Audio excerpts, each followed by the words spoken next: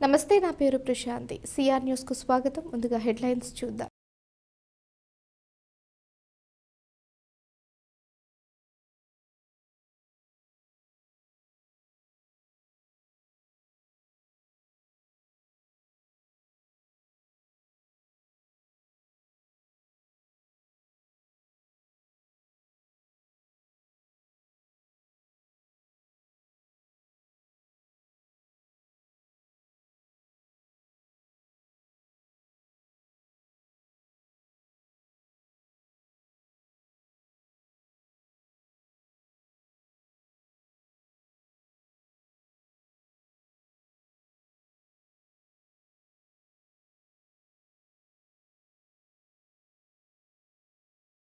గూడూరు డివిజన్లో ఎక్కువగా భూ సమస్యలు ఉన్నాయని, భూ వివరాల నమోదులో అధికారులు అలసత్వం వహిస్తే వారిపై శాఖపరమైన చర్యలు తీసుకుంటామని తిరుపతి జిల్లా కలెక్టర్ లక్ష్మి హెచ్చరించారు. గూడూరు పట్టణంలోని సబ్ కలెక్టర్ కార్యాలయంలో డివిజన్ స్థాయి స్పందన కార్యక్రమంలో కలెక్టర్ పాల్గొని ప్రజల సమస్యలు తెలుసుకున్నారు. గూడూరు పట్టణంలోని సబ్ కలెక్టర్ కార్యాలయంలో డివిజన్ స్థాయి స్పందన కార్యక్రమం నిర్వహించారు. తిరుపతి జిల్లా కలెక్టర్ లక్ష్మి పాల్గొన్నారు. పలు గ్రామాల ప్రజలు తమ సమస్యలను కలెక్టర్కు తెలియజేశారు. సంబంధిత అధికారులను వెంటనే పరిష్కరించాలని కలెక్టర్ ఆదేశాలు ఇచ్చారు. దివ్యాంగుడు ట్రైసైకిల్ కావాలని కలెక్టర్కు తెలియజేయగా వెంటనే తిరుపతి నుంచి ట్రైసైకిల్ పంపించాలని కలెక్టర్ ఆదేశించారు. సమస్యలు తెలియజేసిన వారికి వెంటనే రసీదులు అందజేశారు. ప్రత్యేక వైద్య శిబిరం ఏర్పాటు చేశారు. కలెక్టర్ మీడియాతో మాట్లాడుతూ డివిజన్ స్థాయిలో స్పందన కార్యక్రమంలో పాల్గొనడం జరిగిందని, ఎక్కువగా భూ సమస్యలు తెలియజేశారని, ప్రభుత్వ పథకాలన్నీ సక్రమంగా ప్రజలకు వస్తున్నాయని తెలిపారు. భూ సమస్యలను త్వరితగతిన పరిష్కారమయ్యేలా చర్యలు తీసుకుంటున్నామని, ఎక్కడైనా భూ వివరాల నమోదులో అధికారులు అవకతవకలకు పాల్పడితే చర్యలు తప్పవని హెచ్చరించారు. 18 సంవత్సరాలు వయసు నిండిన వారు తప్పనిసరిగా ఓటు నమోదు చేసుకుని ఓటు హక్కును వినియోగించుకోవాలని సూచించారు.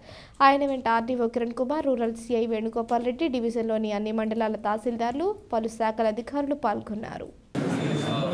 స్పందన కార్యక్రమానికి హాజరవడం జరుగుతూ ఉంది. ఇంకా స్పందనలో పబ్లిక్ డైరెక్ట్గా వచ్చి కరెక్ట్గా మీ సమస్యలు ఏదైనా చెప్పండి, దరఖాస్తు పెట్టుకోండి చెప్పడంతో చాలామంది వచ్చి ఉన్నారు. ముఖ్యంగా ఇక్కడ నాకు స్కీమ్స్ రాలేదు, బెనిఫిట్స్ రాలేదు, ఇటువంటివి కన్నా ల్యాండ్ ఇష్యూస్ ఎక్కువ ఉన్నాయని నా దృష్టికి వస్తూ ఉంది. ఇక్కడ రెవెన్యూ అథారిటీస్ నన్ను పిలిపించాను, తహసీల్దార్ కూడా చెప్తున్నాను.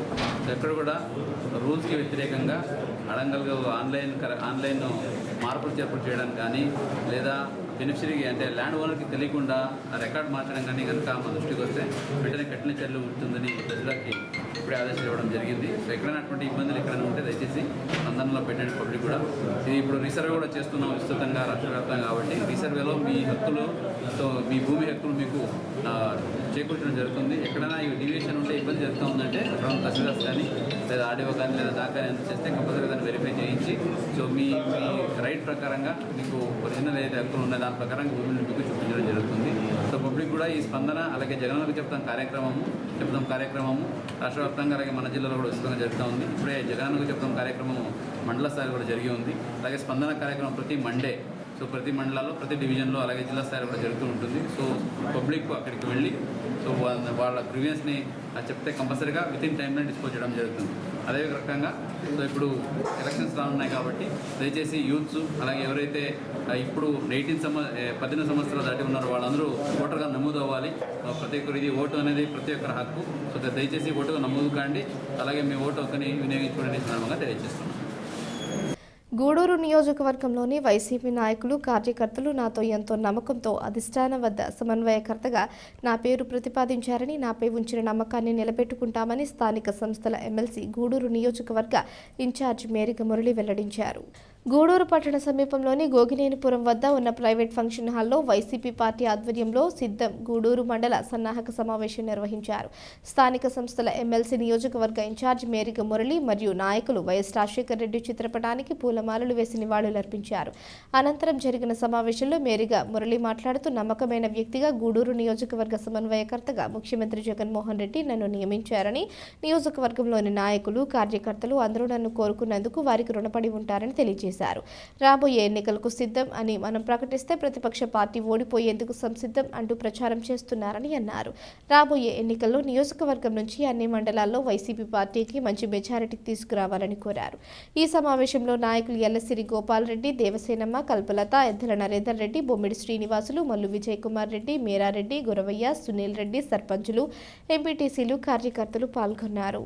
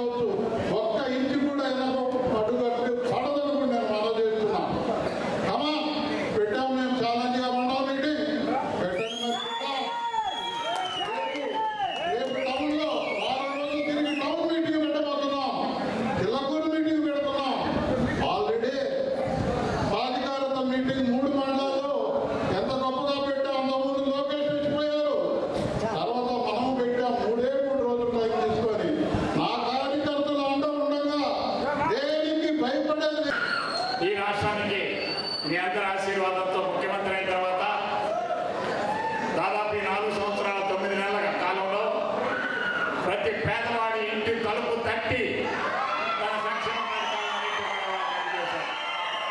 మామూలుగా మనం రాజకీయాల్లో నేను 40 సంవత్సరాలు ప్రతిసారి ఇదే మాట చెప్పేవాళ్ళం, ప్రతి పేదవాడి ఇంటి తలుపు తట్టి. కానీ ఈసారి అట్ట కాదు, నిజంగానే ప్రతి పేదవాడి, అది ఒక ఉదాహరణ ఏంటంటే జనవరి 1వ తేదీన 5 గంటలకంతా కూడా ఆ ఇంట్లో ఉండే అవ్వ తాతలకి, విద్యార్థులకి, దివ్యాంగులకి కూడా వాలంటీర్ పోయి తలుపు తట్టి 3,000 రూపాయలు చేతిలో పెట్టిన ప్రభుత్వం.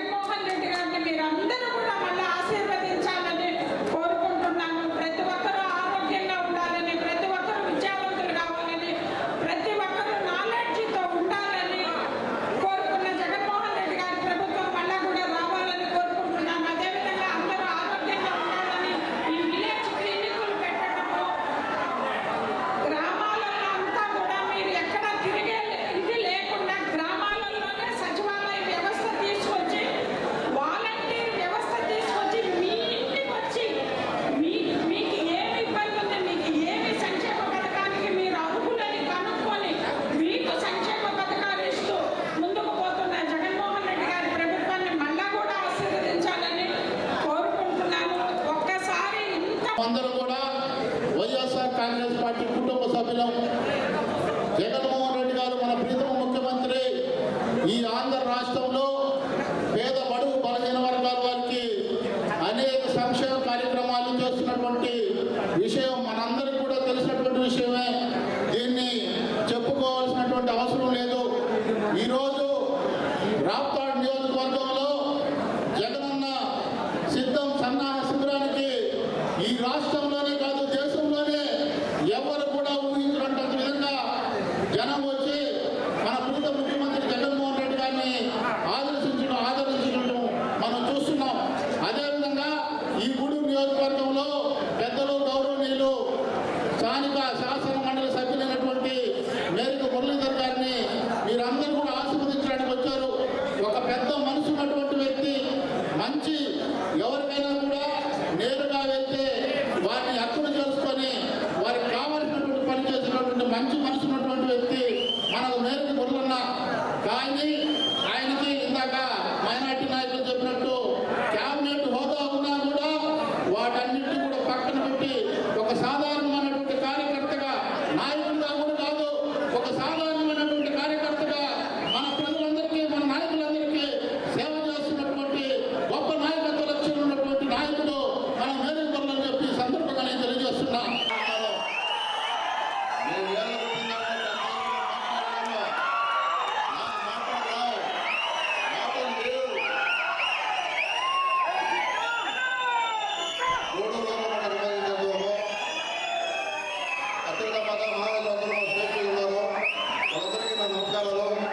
మరియు కార్యకర్తలు యూత్ అందరికీ కూడా నమస్కారంలో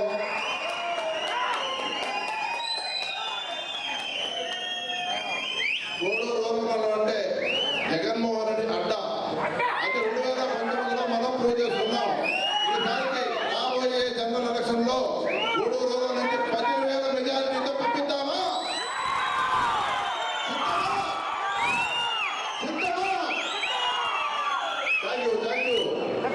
గూడూరు కాన్స్టిట్యూన్సీలో 2019లో వైఎస్ఆర్ కాంగ్రెస్ పార్టీ 45,000 మెజారిటీ అయితే ఇంకా మనం గెలిపించుకున్న వరప్రసాద్ గారిని 2024 ఎలక్షన్ లో వేరే మొహమ్మద్ గారిని 50,000 మెజారిటీతో గెలిపించుకున్నామా?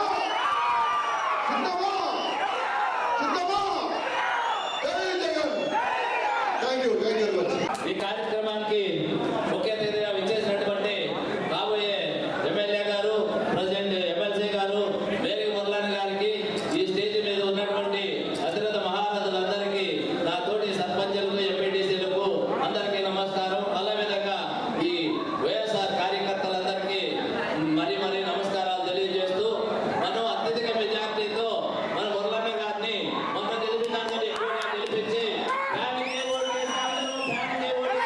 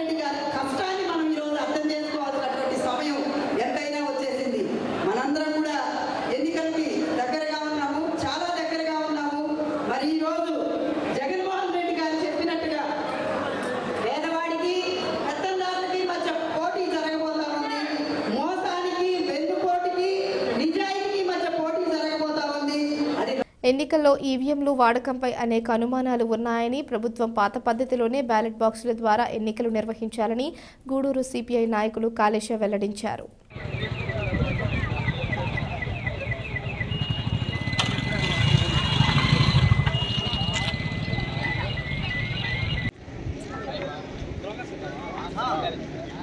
ఈవీఎంలు వద్దు, బ్యాలెట్ వద్దు, ఈవీఎంలు వద్దు, బ్యాలెట్ వద్దు, ఈవీఎంలు వద్దు, బ్యాలెట్ వద్దు. కాపాడండి ప్రజాస్వామ్యాన్ని, కాపాడండి లౌకికవాదాన్ని, కాపాడండి భారత రాజ్యాంగాన్ని, కాపాడండి ప్రజాస్వామ్యాన్ని.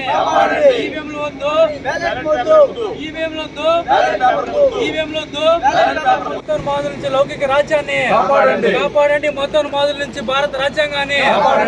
ఈవీఎంలు వద్దు, బ్యాలెట్ వద్దు, ఈవీఎంలు వద్దు, బ్యాలెట్ వద్దు. అంతకుముందు బ్యాలెట్గా జరుగుతూ ఉండింది. ఇదేదో ఈవీఎంలు పెట్టి ఏదో ఉద్ధరిస్తాం, ఖర్చులు అన్నీ తగ్గుతాయని చెప్పి ఏర్పాటు చేసినప్పటికీ మన దేశమే కాకుండా ప్రపంచవ్యాప్తంగా కూడా దీంట్లో కుంభకోణాలు జరుగుతున్నాయని చెప్పి అనేక శాస్త్రవేత్తలు కూడా చెప్పడం జరిగింది. ఇటీవల కాలంలో చూసినప్పుడు భారతదేశంలో బ్యాలెట్ కన్నా ఈవీఎంలు చాలా మోసం జరుగుతూ ఉంది. అందుకనే దీన్ని జరుగుతూ ఉందని కాంగ్రెస్ వాళ్ళు చెప్తున్నారు, బీజేపీ వాళ్ళు చెప్తున్నారు, అన్ని పార్టీలు చెప్తున్నారు. కానీ ఈవీఎం జోలు మాత్రం పోవడం లేదు.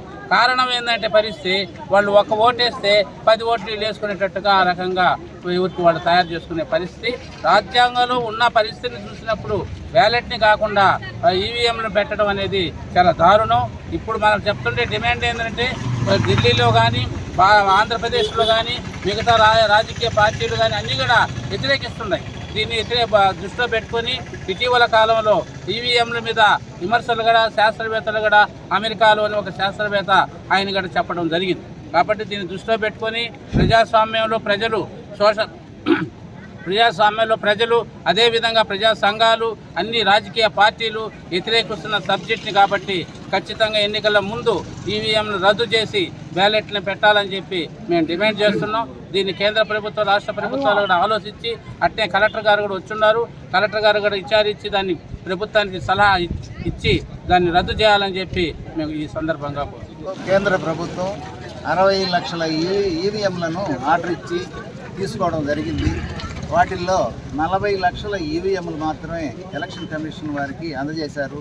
మిగతా 20 లక్షల ఈవీఎంలు ఎటెళ్ళాయో ఎవరికి లెక్క లేదు, పక్కా లేదు. ఆ సదరు మాయమైనటువంటి ఈవీఎంల ద్వారానే కేంద్ర ప్రభుత్వం కానీ ప్రస్తుత రాష్ట్ర ప్రభుత్వం కానీ విజయం సాధించిందని మా అభిప్రాయం. కాబట్టి ఈవీఎంలను మొత్తం రద్దు చేసి బ్యాలెట్ పేపర్నే వాడాలని కాంగ్రెస్ పార్టీ తరఫున నేను కోరుకుంటున్నాను. రాప్తాడులో ఆంధ్రజ్యోతి ఫోటోగ్రాఫర్పై జరిగిన దాడిని ఖండిస్తూ గూడూరు పట్టణంలో ప్రింట్ అండ్ ఎలక్ట్రానిక్ మీడియా విలేకరులు నిరసన ప్రదర్శన నిర్వహించారు. అనంతరం కలెక్టర్ వినతి పత్రం అందజేశారు. గూడూరు పట్టణంలోని పాత బస్టాండ్ సెంటర్ వద్ద ఆంధ్రజ్యోతి ఫోటోగ్రాఫర్పై దాడిని ఖండిస్తూ ప్రింట్ అండ్ ఎలక్ట్రానిక్ మీడియా విలేకరులు నిరసన ప్రదర్శన నిర్వహించారు. అంబేద్కర్ విగ్రహానికి పూలమాల వేసి నివాళులర్పించారు. ప్రభుత్వానికి వ్యతిరేకంగా నినాదాలు చేశారు. వీరికి TNSF, BJP, BJYM, CPI, CITU, Janasena నాయకులు మద్దతు తెలియజేశారు. కలెక్టర్ లక్ష్మీషాకు వినతి పత్రం అందజేశారు. విలేకరులు మాట్లాడుతూ ప్రజల సమస్యలు వెలుగులోకి తీసుకువస్తున్న విలేకరులపై దాడి చేయడం హేయమైన చర్య అని అన్నారు. దాడి చేసిన వారిపై కఠిన చర్యలు తీసుకోవాలని, మరలా ఇటువంటి దాడులు జరగకుండా ప్రభుత్వం నియంత్రించాలని, లేని పక్షంలో ఆందోళనలు ఉధృతం చేస్తామని హెచ్చరించారు. ఈ కార్యక్రమంలో విలేకరులు, పలు పార్టీల ప్రజా సంఘాల నాయకులు పాల్గొన్నారు. ఆంధ్రజ్యోతి ఫోటోగ్రాఫర్ కృష్ణపై వైసీపీ నాయకులు దౌర్జన్యానికి పాల్పడడం, దాడులు చేయడం ఖండిస్తున్నాము. ఇటువంటి చర్యలని పునరావృతం కాకుండా రాష్ట్ర ప్రభుత్వం కఠిన చర్యలు తీసుకుని నిందితులను అరెస్ట్ చేసి శిక్షించాలని డిమాండ్ చేస్తున్నాం. కోర్టులుగా భావిస్తున్న విలేకరుల సేవలు ఈ దేశానికి, ప్రపంచానికి ఏ విధంగా ఉపయోగపడుతున్నాయో అందరూ తెలుసు. ప్రజల సమస్యలను అధికార సమస్యలను ప్రజల దృష్టికి తీసుకెళ్లే ఏకైక మీడియా మాత్రమే. అలాంటి మీడియా ప్రతినిధులపై దాడులు చేయడం చాలా తీవ్రంగా ఖండిస్తున్నాం. నిన్న రాప్తాడులో, అనంతపురం జిల్లా రాప్తాడులో వైసీపీ సిద్ధం సభ జరగడం జరిగింది. మీ సిద్ధం సభకి మీరు జన సమీకరణ చేసుకున్నా కూడా మీరు చేసిన కార్యక్రమాన్ని ప్రజలు చూపించాలన్నా కూడా మీడియా కావాలా. అలాంటి మీ మీడియా ప్రతినిధులైన జర్నలిస్టు మన ఆంధ్రజ్యోతి కెమెరామ్యాన్ కృష్ణ గారు మీడియా కవరేజ్ చేస్తూ ఉంటే వైసీపీ గోండాలు వాళ్ళు ఆంధ్రజ్యోతి విలేకరు ఎవరని చెప్పి ప్రభుత్వంలో దాడులు జరగడం అనేది అప్రజాస్వామిక చర్య. ప్రభుత్వానికి వ్యతిరేక మీడియా అంటూ ఏది నిర్ధారించి ప్రభుత్వం కొన్ని మీడియా సంస్థల్ని దూరం పెట్టడం సరికాదు.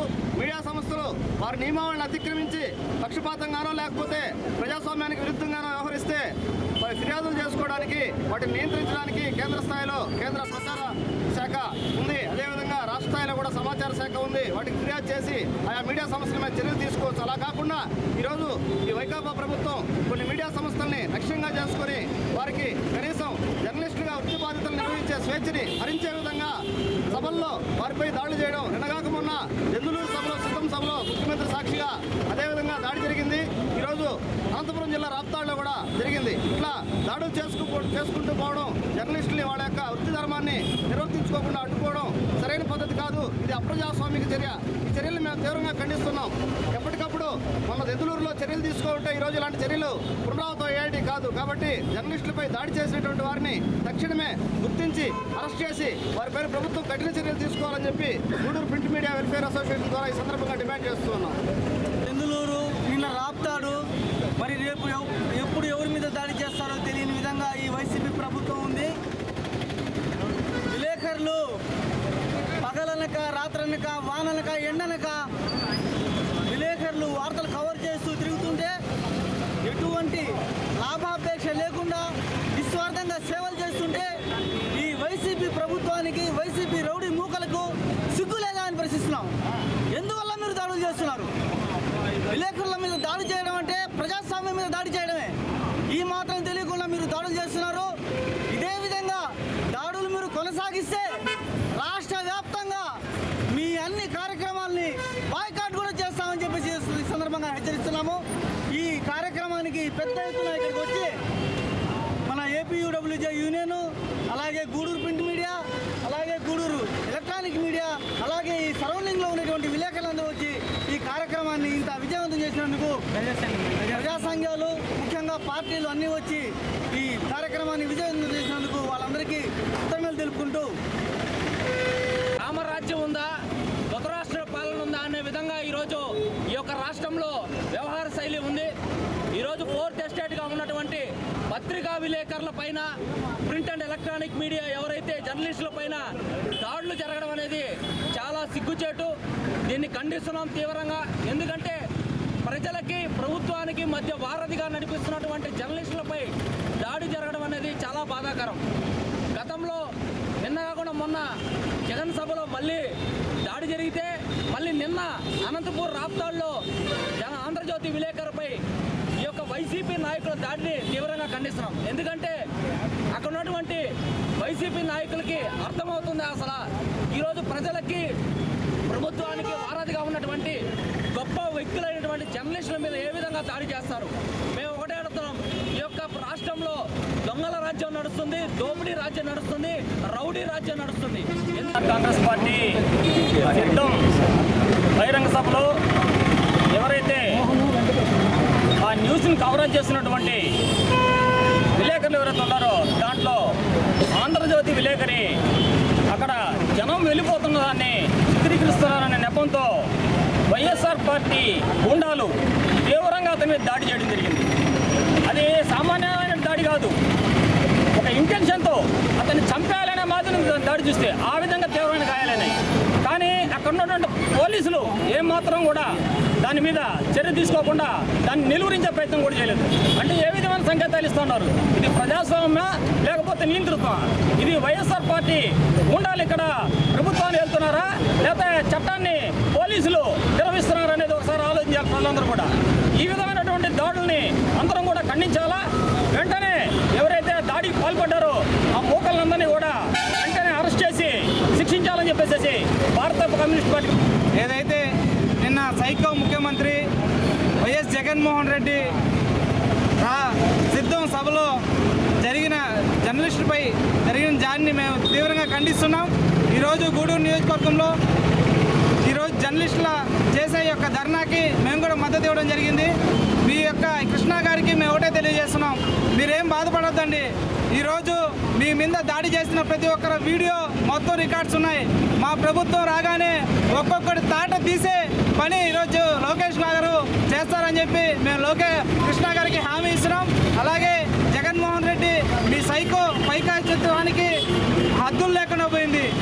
ఈరోజు ప్రతి ఒక్కరిని ఇబ్బంది పెడుతున్న జగన్మోహన్ రెడ్డి రాష్ట్రకి ఏదైతే జర్నలిస్టులకి పెద్దపీట వేశానని చెప్పి ప్రతిపక్షంలో చెప్తున్న జగన్మోహన్ రెడ్డి అదే జర్నలిస్టుల్ని ఈరోజు అధికారంలోకి వచ్చిన తర్వాత కొట్టించడం నిజంగా సిగ్గుచేటుగా భావిస్తున్నాం. నిన్న అనంతపురం జిల్లాలో రాప్తాలో జరిగిన సిద్ధం అనే సభలో స్వయంగా ముఖ్యమంత్రి గారు ఉన్నారు. అక్కడ ఆంధ్రజ్యోతి ఫోటోగ్రాఫర్ శ్రీకృష్ణ గారి దాడిని జనసేన పార్టీ గూడూరు తరఫున మేము తీవ్రంగా ఖండిస్తున్నాం. ప్రజాస్వామ్య వ్యవస్థలో ఫోర్త్ ఎస్టేట్ అంటారు మన ప్రెస్ని. అలాంటిది ఒక విలేకరి మీద దాడి చేయడం అదే రాజకీయ పార్టీలో కావచ్చు, దీనైతే మేము తీవ్రంగా ఖండిస్తున్నాం. ప్రజాస్వామ్య వ్యవస్థలో ఏదైనా సమస్య ఉందంటే ఆ సమస్యని ఒక ఫోటో రూపంలో ప్రపంచానికి తెలియజేయగలడు ప్రెస్కి. అంత బలం ఉంది ఆ ప్రెస్కి. అలాంటి ప్రెస్కి ఈరోజు ఇలా జరగడం నిజంగా మన రాష్ట్రంలో మనం సిగ్గుపడాలి. ఇలాంటిది మళ్ళీ జరగకూడదని చెప్పి మేము ఈ సందర్భంగా మేము కోరుకుంటున్నాం. అలాగే ఎవరైతే మండల పరిషత్ కార్యాలయ ఆవరణలో 4వ విడత ఆసరా కార్యక్రమం ఏపీఎం ఉమాదేవి ఆధ్వర్యంలో ఏరియా కోఆర్డినేటర్ చంద్రబాబు సమక్షంలో చెక్కుల పంపిణీ కార్యక్రమం నిర్వహించారు. ఈ కార్యక్రమానికి ముఖ్య అతిథిగా విచ్చేసిన గూడూరు నియోజకవర్గ ఇన్ఛార్జ్ మరియు ఎమ్మెల్సీ మరియు ప్రభుత్వ విప్ డాక్టర్ మేరీగా మురళీధర్ విచ్చేశారు. ఈ సందర్భంగా ఆయన మాట్లాడుతూ ఏ దేశంలో జరగని విధంగా జగన్మోహన్ రెడ్డి ఆంధ్ర రాష్ట్రాన్ని పాలిస్తున్నారని ఆయన అన్నారు. నవరత్నాలలో భాగంగా 99% మాటిచ్చిన విధంగా అన్ని నెరవేర్చారని అన్నారు. చిట్టమూరు మండలానికి 4వ విడత 609 సంఘాలకు గాను 6095 మంది సభ్యులకు 4,40,00,000 రూపాయలు మన ముఖ్యమంత్రి వైఎస్ జగన్మోహన్ రెడ్డి ఇచ్చారని ఆయన తెలియజేశారు. ఈ కార్యక్రమంలో YSR Congress party mandal convener Sannareddy Srinivasulu Reddy, vice MPP BV Ramanaiah, జిల్లా వ్యవసాయ సలహాదారులు దువ్వూరు శేషిరెడ్డి, జెడ్పీటీసీ సభ్యులు చిప్పల వెంకటయ్య, కామిరెడ్డి, కస్తూరిరెడ్డి, మేరగల మధు యాదవ్, దేవారెడ్డి, సుధాకర్ రెడ్డి, కోదండరామిరెడ్డి, శ్రీధర్ రెడ్డి, కామిరెడ్డి, రమేష్ రెడ్డి, కుమార్, సీసీలు, వివోఏలు, వైకాపా నాయకులు, కార్యకర్తలు, గ్రూప్ సభ్యులు పాల్గొన్నారు. కూడా భవిష్యత్తు ఉంటుందని కూడా నేను మనవి చేస్తున్నా. నాకు వ్యక్తిగతంగా ఆలోచిస్తే ఒక గుణవంతుడు జగన్మోహన్ రెడ్డి గారి నాయకత్వంలో పనిచేశాను కాబట్టి నాకంటే నేను ఆలోచించే విధానం కంటే గొప్పగా నాకు ఆలోచించి అంతా భవిష్యత్తు కూడా ఇచ్చారన్న విషయం కుటుంబ సభ్యులైన మీ అందరికీ తెలియజేసుకుంటున్నాను. మీ అందరికీ తెలుసుకొని తీరాలి మీరు. నేను ఎందుకంటే ఈ మండలంలో ఓటర్నే, నేను చిట్టమూరు మండలంలో ఓటర్ని అయినా నేను ఆలోచించాను. అన్ని మండలాల కంటే అన్ని విషయం కూడా గౌరవమైన నాయకత్వం ఇక్కడ ఉంది. పరస్పరం గౌరవించుకునే గొప్ప మనుషులు ఇక్కడ ఉన్నారు. ఈ మండలంలో ఓటర్గా ఉంటే మంచి జరుగుతుందని ఒక గొప్ప నిర్ణయం తీసుకున్నాను భగవంతుడి దగ్గరికి వెళ్ళి. ఈ ఒక్కడ మండలంలో ఓటర్గా చేరిన తర్వాతనే నేను నా భవిష్యత్తు కూడా మారిందన్న విషయం కూడా మీకు తెలియజేస్తున్నాను. ఇక్కడ ఎప్పుడైతే ఓటర్నైనానో వెంటనే స్థానిక సంస్థలో ఎమ్మెల్సీగా నెల్లూరు జిల్లాకి నన్ను మరి ఎమ్మెల్సీ అభ్యర్థిగా జగన్మోహన్ రెడ్డి గారు ఎంపిక చేశారు. ఇనానిమస్గా పోటీ లేకుండా సెలెక్ట్ చేయడం అంటే ఈ గడ్డ అట్లాంటిదని కూడా నేను మనవి చేస్తున్నాను. చిట్టమూరు గడ్డ 10 మందికి భోజనాలు పెట్టే మనస్తత్వం ఉన్న నాయకత్వం ఉండే గడ్డ, ఆదరించే గడ్డ. ఇందులో పేదరికము గొప్ప అని లేదు. పేదలు కూడా తన అన్నాన్ని వండుకున్న అన్నాన్ని కూడా పక్క వాళ్ళకి పెట్టే మనస్తత్వం ఉన్నటువంటి గొప్ప మండలం చిట్టమూరు మండలం అని నేను మనవి చేస్తున్నాను. నాకే జరిగింది రాజకీయంగా. వార్తలు ముగించే ముందు హెడ్లైన్స్ మరోసారి.